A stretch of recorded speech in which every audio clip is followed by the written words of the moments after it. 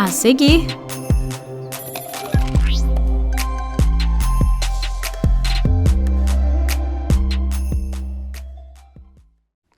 aproximadamente 50 milhões de brasileiros sofrem de mau hálito ou halitose, segundo a Associação Brasileira de Halitose. 30% da população do país possui essa condição anormal do hálito, que pode indicar algum problema de saúde que não se limita apenas à cavidade bucal. No programa de hoje, recebemos especialistas para falar sobre o diagnóstico, tratamento e mitos sobre o mau hálito. E ainda hoje, você confere a história de Laísa Dias, professora da Escola de Agronomia. Você também se informa sobre eventos e serviços na agenda. Tudo isso e mais, a partir de agora, no Mundo UFG. Roda a vinheta.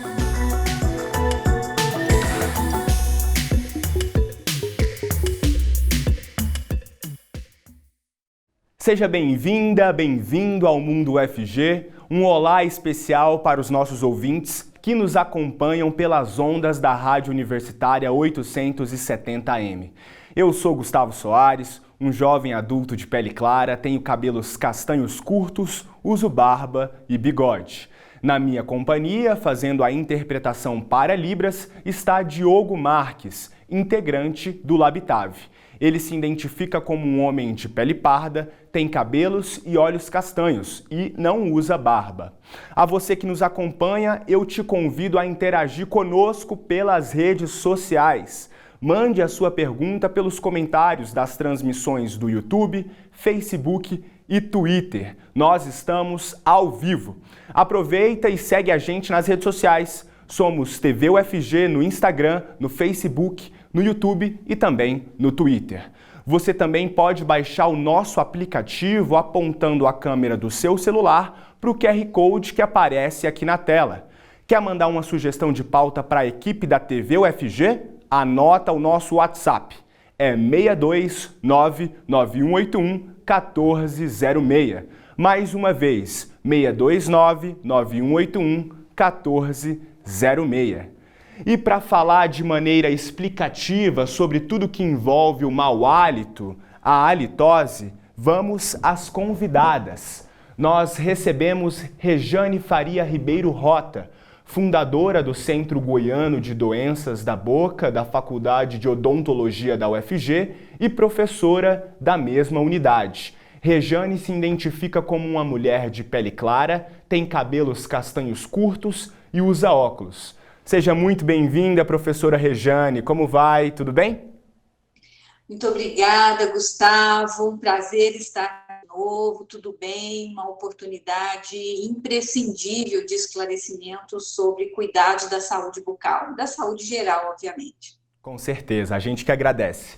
Nós recebemos também Karine Magalhães, cirurgiã dentista e presidente da Associação Brasileira de Halitose.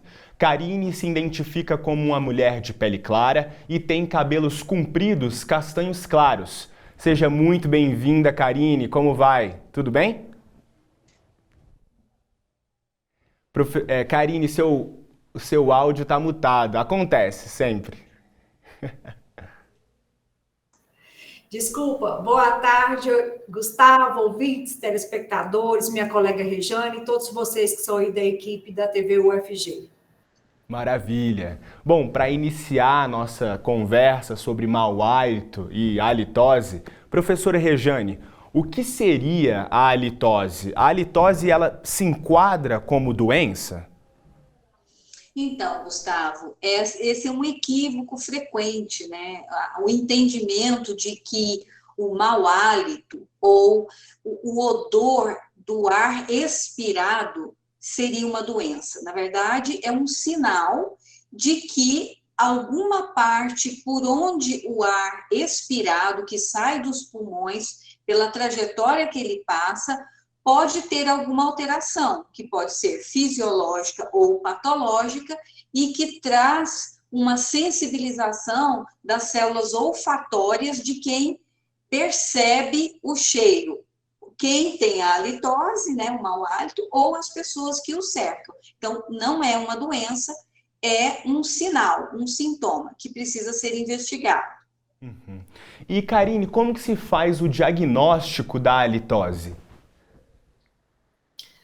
Bom, para o paciente vir para consulta, ele recebe algumas orientações sobre a higienização da boca prévia, sobre alimentação, produtos que ele possa fazer uso para higiene pessoal, como shampoo, perfumes, loções de barbear. Então, durante a consulta, ela tem uma duração em média de 1h30, 2 horas, é uma consulta longa, e aí nós investigamos, avaliamos como que está a vida daquele paciente. Ele vai contar para a gente como que é a saúde geral dele, a saúde bucal, se ele sente algum desconforto, quais são os desconfortos que ele sente em relação também ao estado emocional. Por quê? Muitas vezes a pessoa que tem o hálito alterado, ela se sente constrangida em conversar perto de outras pessoas. Normalmente ela conversa com a boca mais fechada, igual eu estou fazendo aqui agora, ou ela se afasta. E aí, nessa conversa que nós chamamos de anamnese, né, que é uma história do paciente, após isso, nós podemos fazer exames através de monitores, que são aparelhos que quantificam o nosso ar.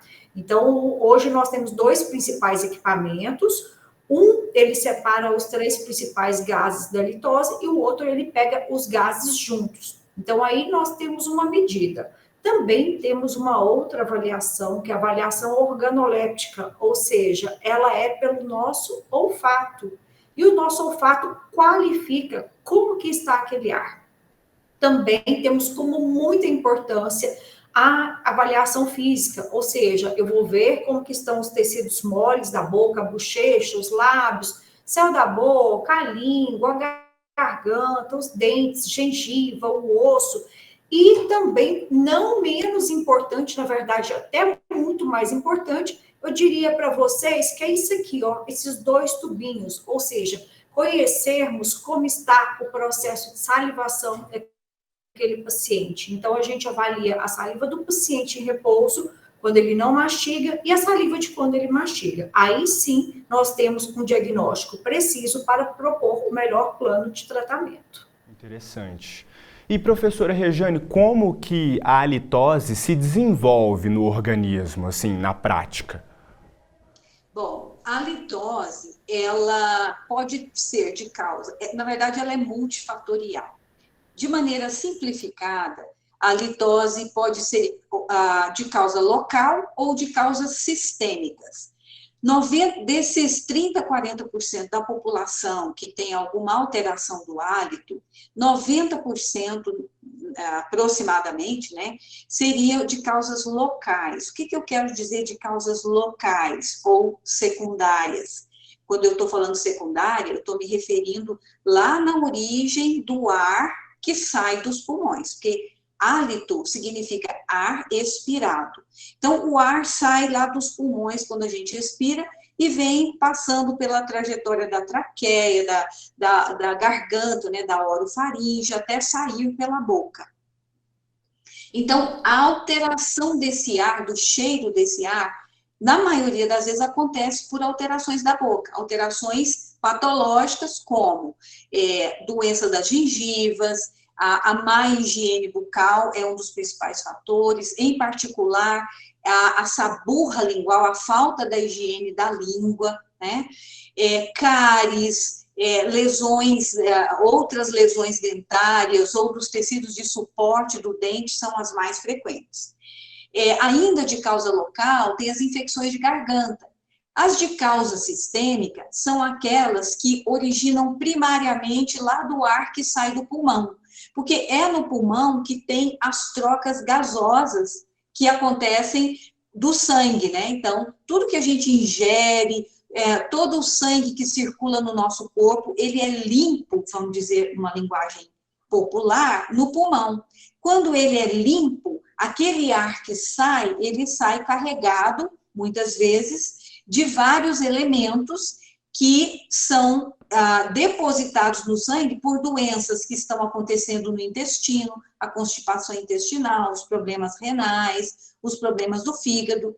Mas, por último, a gente pode ter tanto localmente quanto sistemicamente, alterações fisiológicas. Por exemplo, a halitose do jejum. Quando a gente acorda de manhã, a gente mesmo percebe aquele hálito ruim, né?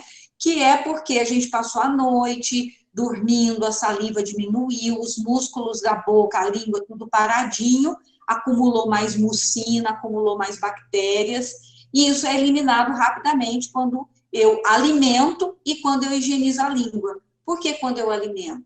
Porque o jejum, ele faz com que o organismo, a partir do momento que ele não tem no sangue, né, os nutrientes necessários para o metabolismo das células, ele vai começar a quebrar a gordura depositada, as nossas reservas.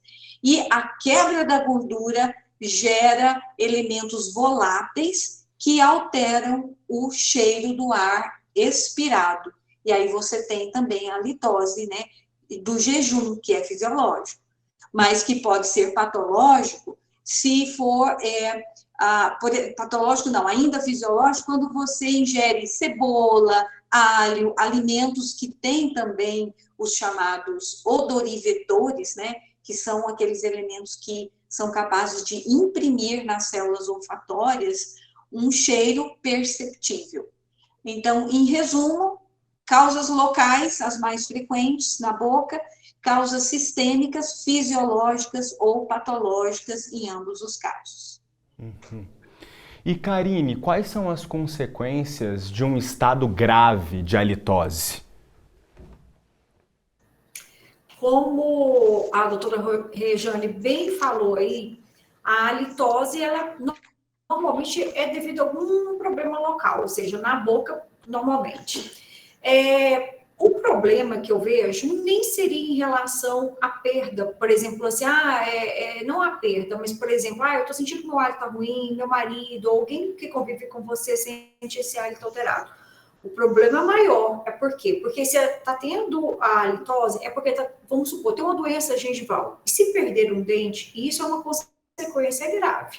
A gente sabe que não existe na odontologia nenhum material, implante, resina, cerâmica, nenhum tipo de prótese que realmente substitua o dente como é um dente natural. Então, para mim, essa é a perda maior.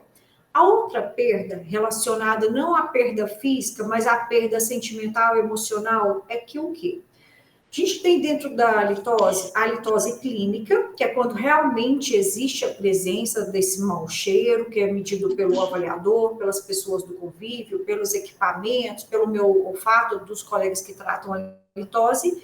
Essa aí é a clínica. A subclínica, o paciente, ele sente ter halitose. Não é que ele não tenha, ele consegue sentir, a gente tem uma comunicação entre o nariz e a boca, e às vezes qualquer gosto ruim ou acúmulo um pouquinho mais elevado de placa bacteriana, o biofilme lingual, que é essa saburra que a Regiane falou aí pra gente, ela, lá no fundo o paciente às vezes consegue excitar as células olfativas dele e aí só ele percebe, mas a gente não consegue perceber.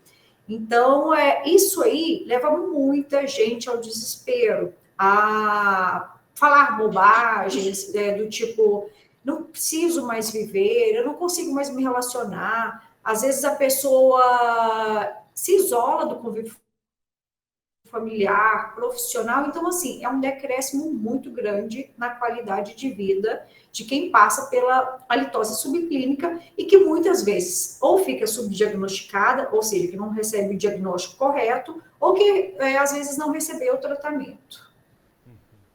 E, professora Rejane, além dos itens indispensáveis, né, que são escova de dentes e fio dental, quais outras ferramentas existem para serem usadas no combate à halitose, ao mau hálito? Então, eu colocaria em primeiro lugar os bons hábitos, né? Alimentação saudável, evitar os alimentos gordurosos, os elementos ricos em odorivetores, né? Por exemplo, o excesso desses alimentos, o uso excessivo do álcool, que também gera a quebra de moléculas grandes, que ao ser metabolizadas no pulmão, geram o mau hálito, né? Às vezes você vai lá no churrasco, toma muita cerveja, no outro dia amanhece com com aquele cheiro que você percebe que não está bom, né? Então, primeira coisa, hábitos bons. Uma outra coisa importante que eu acho que precisa ser destacado, que a mídia, às vezes, reforça, né, o uso dos enxaguatórios, né, das substâncias de fazer bochecho, como até em substituição da escova. Então, isso é mito. Os enxaguatórios, eles são recomendados e são usados em alguns casos, em particular, da infecção localizada nos tecidos de suporte dos dentes, na gengiva, ou em casos pós-cirúrgicos, doenças infecciosas na boca, mas ele não deve ser de uso contínuo, como parte do tratamento da halitose, porque ele altera a microbiota bucal, e aí você favorece ao crescimento de determinados micro-organismos que favorece doenças secundárias. Então, o tratamento, ele, em geral, é o tratamento mascarador, é o chiclete, é alguma substância, algum aromatizante bucal, ou é aquele tratamento local que tem que remover a causa da infecção. Então, além da escova, do fio dental, lembrar dos bons hábitos e que a higiene bucal não se dá só nos dentes. A língua precisa ser higienizada, né? Não escovada, ela precisa ser varrida. A escovação da língua, muitas vezes, leva a traumas, né, a feridas. Então, é importante varrer a língua. A principal hora da higiene bucal é antes de dormir, que é quando, né, o nosso organismo diminui todas as defesas. Então, nessa hora, se você tiver que ficar alguma hora com preguiça de não escovar, que não seja antes de dormir, né? Escovar dentes, fio dental, porque a escova não vai entre os dentes, e a higienização da língua, né, Karine? Bom, Karine, para finalizar, eu te pergunto, como informar uma pessoa que tem mau hálito sem causar um constrangimento? Essa eu sei que não é uma tarefa fácil. Quase todo mundo tem essa dúvida, né? Bom, primeiro, não é com indiretas, você oferecendo chicletes, uma bala, nada disso, sabe? Você tem que ser honesto, conversar preferentemente sozinho com aquela pessoa, ser educado, se colocar no lugar da outra pessoa. Se você precisasse receber essa notícia, como você gostaria de receber? Então, seja empático, se coloque no lugar, pense, vou ser sutil, gentil com essa pessoa. Por quê? Mau hálito tem tratamento, né? Algumas coisas, por exemplo, assim, às vezes a pessoa tem um problema sistêmico muito sério, que na verdade o mau hálito é o menor dos problemas que ela tem. Então, a gente tem que controlar, porque às vezes tem coincidente a halitose que é da boca, junto com a halitose que vem do sistema, então a gente precisa fazer o controle. Mas avisar é um ato de carinho. Agora, se a pessoa realmente não consegue, tem muita dificuldade, nós temos o SOS Mau Hálito da Associação Brasileira de Halitose. E ele funciona de uma forma bem simples. No site da associação, que é o abha.org.br, lá nós temos uma aba que se chama SOS Mau Hálito. E aí você coloca o nome da pessoa, o e-mail dela, e a associação vai mandar para ela explicando, uma carta muito delicada, explicando o que é a halitose, que existe tratamento, e quem seria o primeiro profissional que essa pessoa deveria consultar antes de passar por outros profissionais da saúde. Porque, infelizmente, ainda hoje, Gustavo, e doutora Rejane sabe muito bem disso, né? Doutora Rejane é referência em Goiânia na área de saúde bucal. Então, a gente sabe que as pessoas vão primeiro ao médico gastroenterologista, colocando a culpa no estômago, depois ao médico otorrino, aí só depois chega ao cirurgião dentista. E às vezes chega comprometido de forma física, ou seja, com alguma alteração bucal bem severa, ou então com um abalamento muito grande do sistema emocional. Professora Rejane, Karine, eu agradeço imensamente as palavras de vocês. Acredito que a gente conseguiu informar muitos telespectadores sobre o mau hálito e a halitose. Conto com vocês para futuras discussões tão importantes quanto essa e agradeço mais uma vez. Até breve.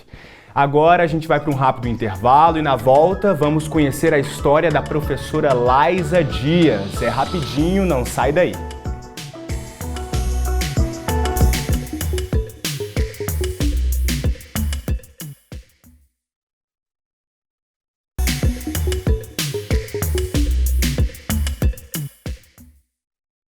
Estamos de volta com o segundo bloco do Mundo UFG. Agora, a gente conhece a história da Laisa Dias com a Universidade Federal de Goiás. Atualmente, ela dá aulas na Escola de Agronomia, no curso de Engenharia de Alimentos. Vamos acompanhar. Olá, meu nome é Laisa Dias, eu sou professora da Engenharia de Alimentos na UFG. Para eu entrar na UFG no curso de Engenharia de Alimentos nunca foi uma certeza, né? Então tudo começa ali no ensino médio, quando a gente ainda está incerto do nosso futuro. Então no ensino médio, quando eu estava no terceiro ano, sempre já tinha essa pergunta.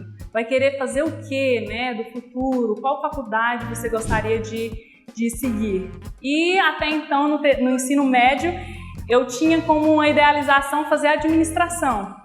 Mas aí, quando nós tivemos a oportunidade de participar do Espaço das Profissões, que é aqui na UFG, eu já comecei a olhar com outros olhos, por conhecendo novos cursos, e eu também sempre tive muita afinidade para essa área de engenharia. Então eu passei a buscar mais dentre as engenharias, qual uma engenharia que se encaixaria no perfil, né, no meu perfil. E aí que eu fui pesquisando mais e conhecendo sobre a engenharia de alimentos. Então eu decidi prestar aqui na UFG, né, para o curso de Engenharia de Alimentos e eu fui aprovada. Então em 2012 eu iniciei o curso aqui na UFG para Engenharia de Alimentos e confesso que ainda, né, eu entrei sem conhecer, né, em uma totalidade esse curso. Então, como qualquer engenharia, os 2 primeiros anos são mais aquelas matérias mesmo, base, cálculo, física, química, álgebra. Só que aí depois desse período, né, depois desses 2 anos iniciais, a gente entra mesmo na nossa tecnologia, na nossa ciência de alimentos. E aí, pronto, aí eu realmente caí por amores no nosso curso aqui de Engenharia de Alimentos. Quando eu entrei aqui na UFG, a gente sempre escuta, né? Aproveite muito o período que você está aqui dentro da universidade, né? Aproveite tudo que a universidade te proporciona. E eu tinha realmente isso em mente. Então, logo no segundo período, eu já estava lá no grupo PET. Então, a gente realizava pesquisa, ensino e extensão. O PET, ele foi um grande divisor de águas, assim, né? Na minha formação. Lá a gente consegue crescer muito, tanto pessoalmente quanto profissionalmente. Eu fiquei durante 3 anos no PET, porque eu queria aproveitar mais. E aí eu fui fazer, né, ser monitora da matéria de Química e Bioquímica de Alimentos, que é uma matéria que eu já tinha bastante afinidade e, né, que eu já estava imaginando ser professora, ser pesquisadora. Então, além de todos esses projetos aqui dentro da universidade, eu gostava de viver, né? Realmente viver tudo. Então, eu também participava das festas, né, que as próprias atléticas fazem. A nossa atlética é a Atlética Malagueta. Eu também participava dos jogos, né, que tem os jogos internos entre os estudantes, entre os cursos. E na minha participação, se eu não me engano, a gente ganhou a primeira medalha de ouro da Atlética Malagueta. Eu digo a gente porque a gente era dupla. A dupla na sinuca ganhou a primeira medalha de ouro da Engenharia de Alimentos. Com certeza, todos esses programas que eu participei aqui na UFG, como o PET, que é o Programa de Educação Tutorial, a minha iniciação científica, o meu estágio, todo esse contato que eu tive com as diversas oportunidades aqui na UFG, me facilitaram, né, a minha escolha como professora. Eu tive essa visão, eu tive essa vontade, justamente com essas habilidades que eu fui adquirindo durante a participação nesses programas. O PET, o Programa de Educação Tutorial, é um excelente meio, né, para a gente desenvolver diversas habilidades, como a fala, o trabalho em equipe, o contato mesmo aqui da universidade com o mercado de trabalho. Se eu pudesse definir a UFG em uma só palavra, eu diria oportunidade. A UFG foi de extrema importância na minha vida, né? Tanto profissional quanto pessoal. Então, a partir daqui, aqui foi o início, né, de uma caminhada que eu sei que ainda continua, né? Então, ela foi extremamente importante para que eu conseguisse aqui iniciar o meu futuro, a minha formação, me tornar engenheira de alimentos. Através disso eu consegui, né, fazer o meu doutorado, não realizei aqui, mas a UFG com certeza me deu todo esse suporte, essa base para que eu pudesse ir, né, abrir outras portas. Retornar agora, né, como professora da UFG, para mim é uma conquista enorme, posso dizer um sonho. Então, quando eu estava aqui, eu já tinha essa idealização, né, de me tornar uma pesquisadora, uma professora. E agora, né, ao retornar, eu fico muito feliz. Então, eu me lembro, foi um momento extremamente emocionante, do momento em que eu volto para a UFG, agora como docente, né? Então, eu tinha meus grandes mestres, doutores, meus professores, que me ajudaram muito, né, nesse período de formação. E agora eu estou ao lado deles também como uma colega de trabalho. Então eu fico realmente muito feliz de estar aqui e poder, né, formar novos profissionais na engenharia de alimentos. A 19ª edição do Congresso de Pesquisa, Ensino e Extensão da UFG, o COMPEX, vai ser completamente presencial. As inscrições para ouvintes vão até o dia 20 de novembro. A Isabela Lima chega com mais informações sobre esse e outros eventos. Confere aí.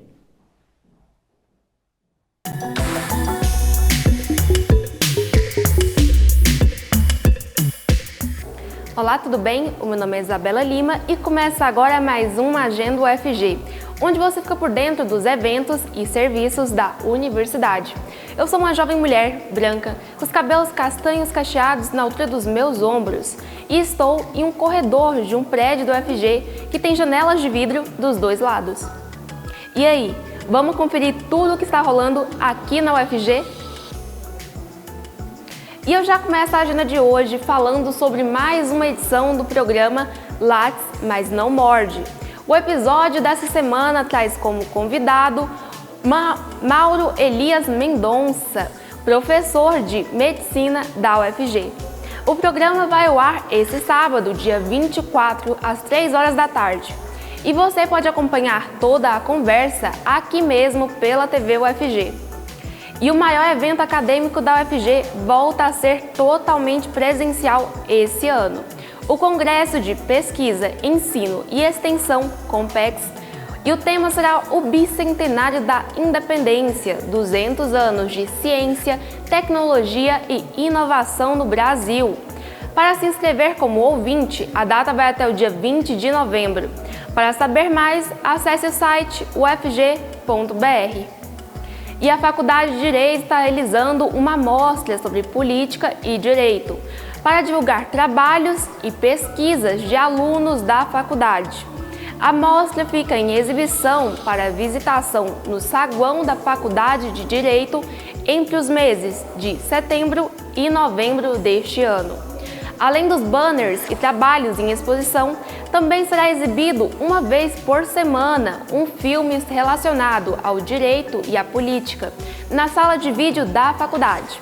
Mais informações você encontra no site direito.ufg.br. E essa foi a nossa agenda de hoje. Continue acompanhando a nossa programação aqui na TV UFG. Eu me despeço aqui. Até a próxima!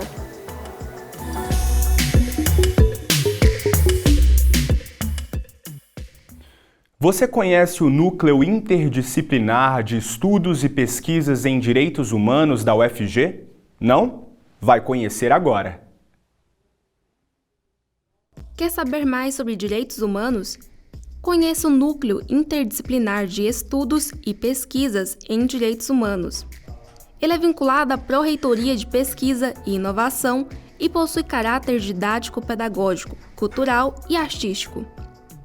O objetivo do núcleo é desenvolver ações para a promoção do ensino, pesquisa e Extensão, ligados aos direitos humanos. Para isso, conta com um quadro de colaboradores de discentes, docentes e técnicos administrativos das diversas unidades de ensino.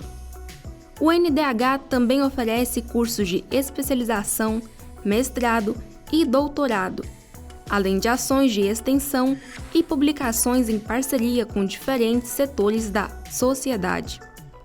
Para saber mais, acesse o site direitoshumanos.prpi.ufg.br ou entre em contato pelo e-mail ndh.ufg@gmail.com ou pelo telefone 62 35 21 26 24. O Mundo UFG de hoje fica por aqui, agradeço a sua companhia. Nós estamos de volta na segunda-feira, no início da tarde, ao vivo, depois da propaganda eleitoral obrigatória. Aproveitem o final de semana e até uma próxima. Tchau, tchau!